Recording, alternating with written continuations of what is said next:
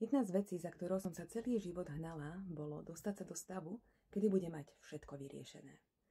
Kedy všetko pochopím, už nebudem potrebovať žiadne ďalšie životné lekcie zažívať, aby som niečo ešte pochopila.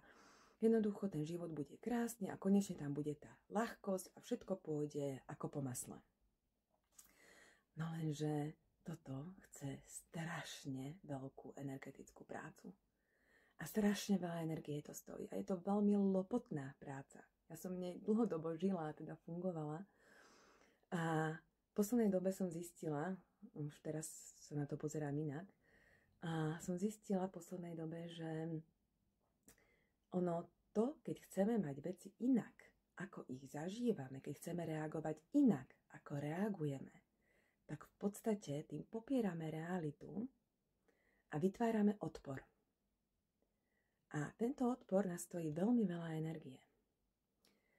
A prvý krok u mňa, aj to, čo učím klientov, je, že si majú uvedomiť, aj u mňa to tak bolo, najprv si všimnúť to, aká tá realita v skutočnosti je. A je taká, ako si myslím, že je. A rozhodujem sa na základe čoho? Na základe nejakých vzorcov, na základe nejakých presvedčení, na základe nejakých automatov, ktoré mám, alebo na základe čoho sa rozhodujem? Na základe čoho konám? Na základe čoho sa správam?